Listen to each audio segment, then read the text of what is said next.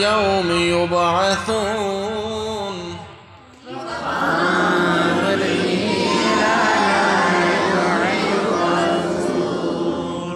قال فإنك من المنظرين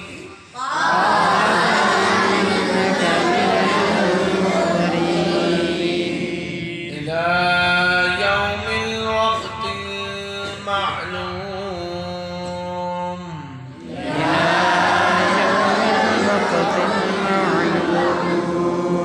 قال رب بما أغويتني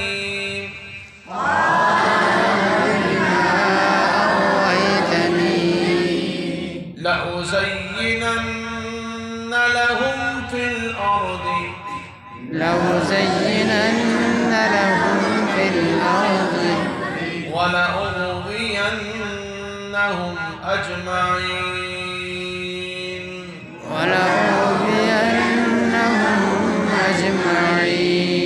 إلا عبادك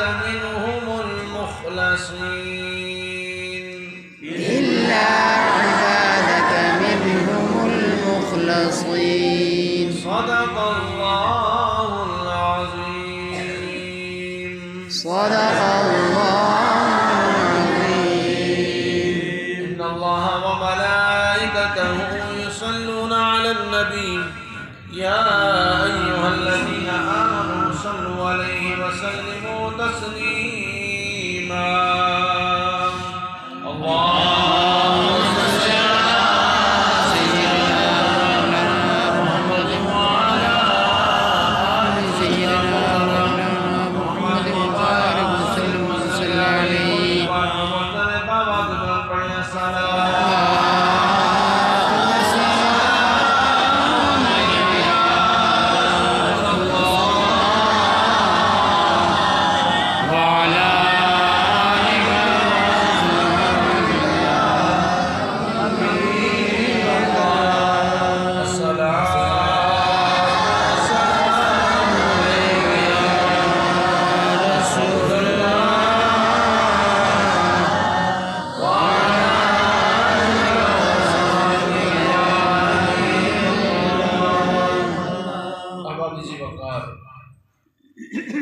گزشتہ صبح ہم نے جو سبق پڑھا تھا اس میں رب کائنات نے وہ منظر وہ واقعہ بیان فرمایا کہ جب اللہ تعالیٰ نے انسان کو یعنی پہلے بشر حضرت آدم علیہ السلام کو بنایا تو اس کے بعد فرشتوں سے فرمایا کہ اس کو کیا کرو سجدہ کرو اس کو سجدہ کرو سب نے سجدہ کیا سوائے ابلیس کے اس نے کیوں نہیں کیا سجدہ اس کا سجدہ نہ کرنے کی وجہ کیا تھی وہ ہم نے کل پڑھی تھی اس نے کیا کہا تھا کہ یہ جو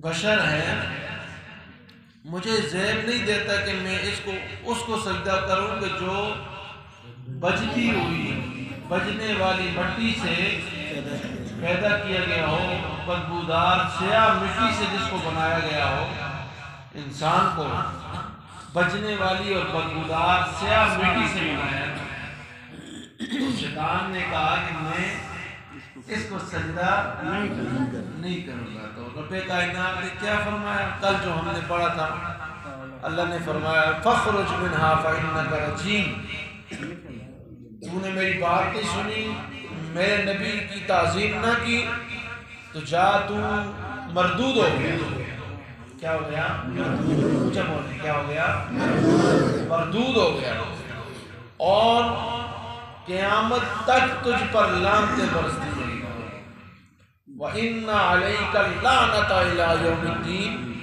اللہ تعالیٰ نے فرمایا کہ قیامت تک تجھ پر لعنتیں برستی رہیں گی اب اس نے رب کائنات کی بارگاہ میں جو بات کی ذرا بہت غور سے سنو اب آگے جو سبق قال ربی فانزلنی الی یوم یبعثون کہنے لگے اے میرے رب فانظرنی، تو مجھے مہلت دے. کیا کر؟ مجھے بولے کیا؟ مہلت دے. الی یوم یبعثون، اس دن تک جس دن دوبارہ اٹھایا جائے گا، یعنی قیامت تک مجھے مہلت دے. قیامت تک مجھے مہلت دے، مجھے زندہ رکھ، قیامت تک مجھے زندہ رکھ. قال فإنک من المنظرین، تو رب کائنات نے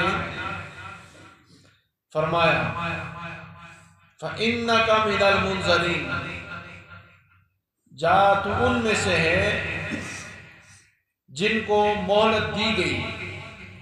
جا میں نے تجھے مہلت دی، میں نے تجھے مہلت دی. کب تک؟ الی یوم الوقت المعلوم، اس دن تک جو معلوم ہے، یعنی قیامت کے دن تک، وقت معلوم تک میں نے تجھے مہلت دی.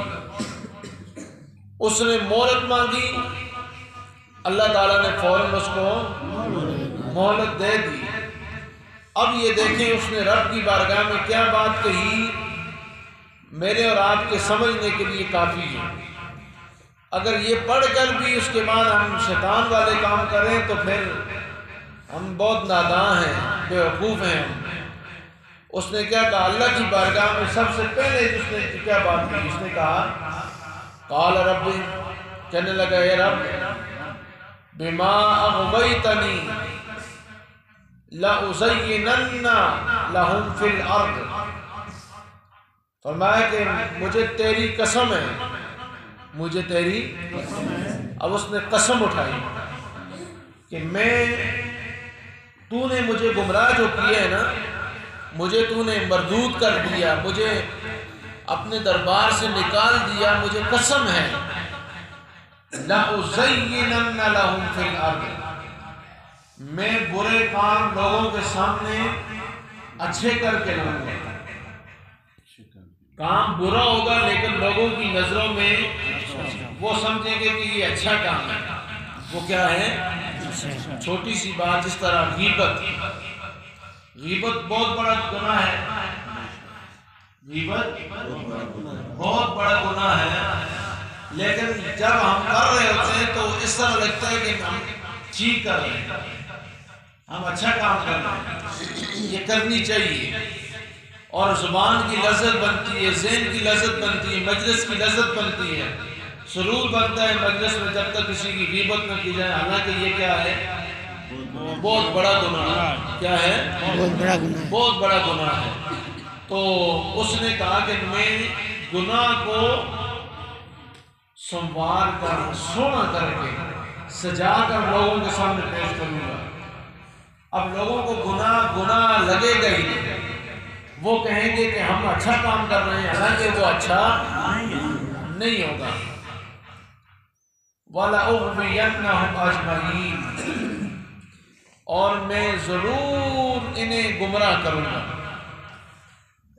شیطان اللہ کی بارگاہ میں کہہ رہا ہے کہ اللہ تو نے مجھے گمراہ کیا تو میں گناہ ان کے سامنے پیش کروں گا، یہ میری بات مانیں گے، گناہ نہیں سمجھیں گے، برائی کو برائی نہیں سمجھیں گے، یہ برے کام کریں گے، اور میں ضرور ان کو گمراہ کروں گا. یہ اللہ کی بارگاہ میں شیطان قسم اٹھا کے کہہ رہا ہے الا عبادک منہم المخلصین.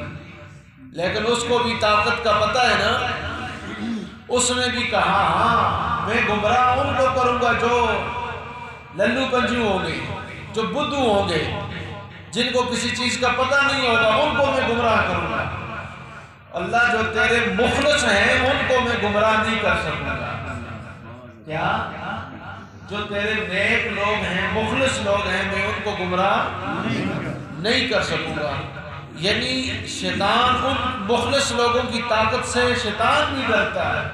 اس نے کہا الا عبادک، مگر وہ جو تیرے بندے، منہم المخلصین، جو مخلص بندے، جو تیرے چنے ہوئے بندے ہیں، جو تیری بارگاہ میں جھکنے والے ہیں، جو تیری بارگاہ میں توبہ کرنے والے ہیں، جو نیکیاں کرنے والے ہیں، جو تجھے راضی کرنے والے ہیں، مخلص لوگ جو ہیں، میں ان کو گمراہ نہیں کر سکتا، میں ان کو گمراہ نہیں کر سکتا۔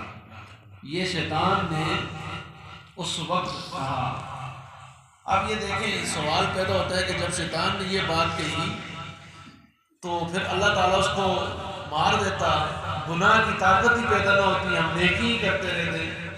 نہیں، اللہ تعالیٰ انسان کو آزمائش میں ڈالنا چاہتا ہے، اس کو دونوں چیزوں کا اختیار دیا ہوا ہے، ہر انسان کو، بدی کا بھی اور اچھائی کا بھی۔ یہ انسان کی مرضی ہے کہ وہ برائی کو چنتا ہے یا اچھائی کو چنتا ہے، اور مخلص لوگ وہ ہوتے ہیں کہ جو ہر وقت اچھائی کو چنتے ہیں، برائی کی طرف ان کا ذہن نہیں جاتا، ان کا برائی کی طرف سے نہیں جاتا، وہ اچھائی کی طرف راغب ہوتے ہیں، لوگوں کو اچھائی کی طرف راغب کرتے ہیں، لوگوں کو اچھائی کی دعوت دیتے ہیں۔ کیوں؟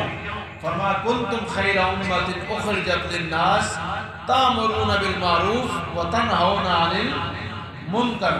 فرمایا کہ تم ایک بہترین امت ہو۔ کس وجہ سے بہترین ہو؟ اس لیے کہ تم لوگوں کو اچھائی کا حکم دیتے ہو اور برائی سے منع کرتے ہو، برائی سے منع کرتے ہو۔ ہم اس وجہ سے خیر امت ہیں، امت میں بہترین لوگ ہیں ہم، کہ ہم برائی سے منع کرنے والے ہیں۔ تو اس وقت آپ اس مجلس میں بیٹھے ہوئے جو لوگ ہیں، رب کائنات کی قسم آپ بہت خوش نصیب ہیں کہ آپ برائی سے رکے ہوئے ہیں اور اچھائی کے حکم دینے کے لیے آپ درس قرآن سن رہے ہیں، اور انشاءاللہ آپ کے دل میں وہ جذبہ پیدا ہوگا کہ آپ اور لوگوں کو بھی نماز کی دعوت دیں گے۔ میں انتہائی خوش ہوتا ہوں اس بات کا کہ ہماری 2 صفیں اللہ کے فضل سے مکمل ہونے والی ہیں۔ اب جو لوگ تھوڑے بہت لے کے رہ گئے ہیں، میں ان سے بھی ہاتھ جوڑ کر گزارش کروں گا کہ وہ اپنا ماحول مسجد کی طرف بنائیں، اپنا ذہن بنائیں۔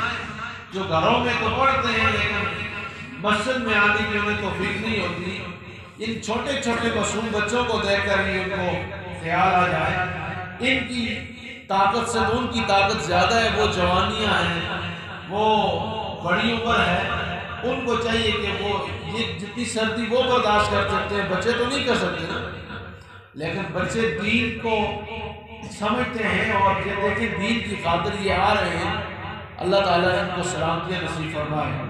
تو وہ لوگ جنہیں ابھی بھی یہ مردود جو ہے منع کرتا ہے، کہتا ہے چھوڑو یار گاڑی پڑ گئی، یہ کرسان یہ جو شیطان ہے نا، یہ دروازے پہ کھڑا ہو جاتا ہے، نہیں اٹھنے دیتا بندے کو، کہتا نا گاڑی پڑھ سکے یار، خیر ہے نماز ہی ہے نا، اس طرح کے ذہن میں ہوتا ہے کہ نماز ہی گھر بھی ہو جلتی ہے، تو گاڑی پڑھ گئے چھوڑو بستی بھی دنیا کی، وہ کہہ تو دیتا ہے، آپ سمجھتے ہیں ذہن میں ڈالتا ہے یار سردی ہے، کون جو سی سردی میں، وہ آپ سمجھتے ہیں یار یہ تو بڑا اچھا ذہن میں آ رہا ہے کہ یار سردی سے بچ جاؤں گا، لیکن آپ کو نہیں پتا کہ اس کے پس پردہ آپ کے کتنے نقصانات ہو رہے ہیں، کتنے نقصان ہو رہے ہیں۔ ایک جو آپ آئیں گے جائیں گے، آپ کے جسم کی ورزش ہوگی، اللہ کے راستے میں آپ کے قدم اٹھیں گے، ہر قدم کے بدلے اللہ آپ کو اجر عطا فرمائے گا۔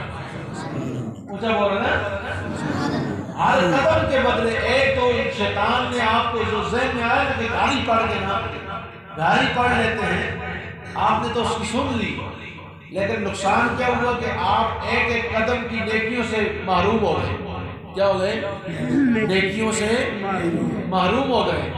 دوسرا نقصان جماعت کا، نماز جماعت کے ساتھ نماز پڑھنے، ایک نماز آپ نے پڑھی، آپ کو حضور علیہ السلام نے فرمایا مرکزی جامع مسجد میں جو ایک نماز جماعت کے ساتھ پڑھتا ہے اس کو 500 نماز کا ثواب ملتا ہے۔ تو آپ کتنی نمازوں سے محروم ہو گئے؟ 499 نمازوں کے ثواب سے محروم ہو گئے۔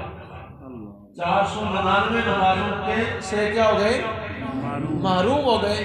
یہ کتنا بڑا نقصان ہے جس کو ہم سمجھتے ہی نہیں۔ ہم سمجھتے ہیں بس سردی سے بچ جائے، گاڑی چلے گا بھائی کہ نماز پڑھ گئی، چلے گا نماز کڑیاں پڑھ دی، اور گل سمجھ آئی کہ نہیں آئی؟